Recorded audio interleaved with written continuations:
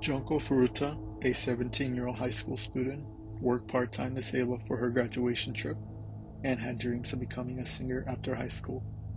But unfortunately, those plans and dreams were cut short as she was kidnapped, tortured for 44 days, and murdered by four of her classmates. Junko was pretty popular at school as she was known as the kind, beautiful, and smart girl who wouldn't drink or smoke and also took her studies seriously. Hiroshi Miyano, the school bully, who has ties to the Japanese mafia, also known as the Yakuza, asked out Junko but rejected him, which unfortunately led to 44 days of suffering and to her eventual death.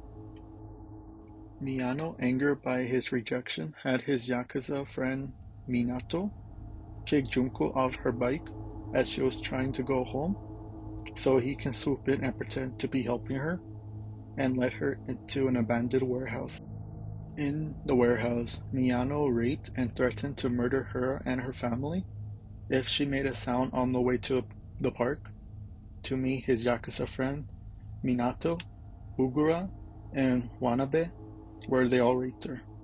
After that, the boys led Junko into Minato's house, where she was forced to pass as Minato's girlfriend to the parents. Eventually, Minato's parents figured out what was going on in their own home, but was too afraid to say anything because of their son's Yakuza connections. When Junko's parents noticed she never came home from work, they called the cops and the search began for Junko. When the boys realized there will be a search for Junko, they made Junko call her own parents, telling them to call off the search and reassure them that she is fine and is with a friend, which unfortunately worked, and that was the start of her 44 days of torture. Over the next 44 days, Junko was raped over 400 times and was tortured in numerous horrific ways. The group will punch her in her face repeatedly and burn her ankles when she tries to escape, insert many objects in her vagina and anus, such as bottles and fireworks, destroying her ability to urinate, making her lay in her own waste.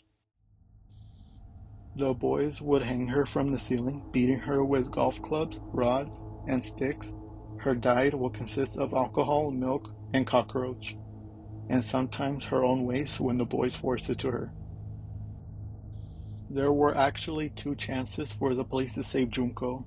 The first was when a boy was invited to the house, told his brother what was going on, alerted their parents, which contacted the police.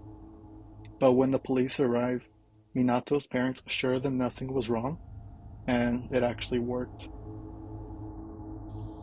The second chance was when Junko managed to call the police, but couldn't utter a word because the boys discovered her, and they called back the police, assuring them that it was a mistake.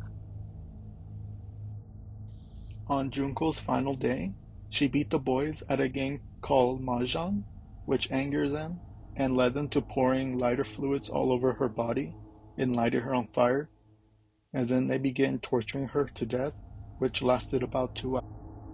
The torture consists of putting hot wax on her face, kicking her, and dropping an exercise ball on her stomach. At the time, Junko was covered in blood and pus, so when the boys beat her, they will cover their hands with plastic bags.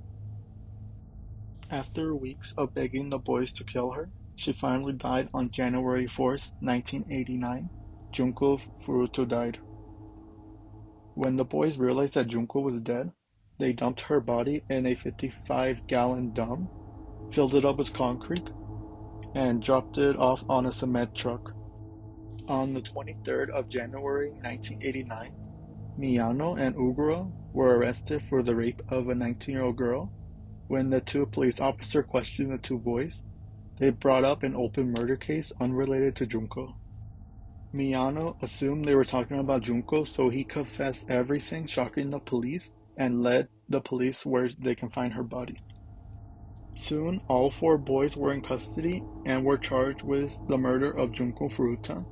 Unfortunately, the boys were all given a light sentence because of their age.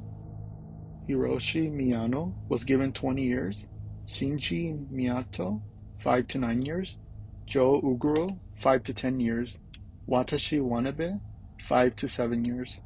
Eventually, they will all be released despite their heinous crimes, showing that Junko Furuta didn't receive justice for what was done against her. When Junko's mother found out what happened to her daughter, she was destroyed psychologically and was put in a mental hospital. Junko's school principal presented her parents with her diploma at the funeral, along with the work uniform that Junko would have worn after graduation. Junko missed her graduation, her trip, and the rest of what could have been a promising life, all because she said no to a boy sealing her unfortunate fate.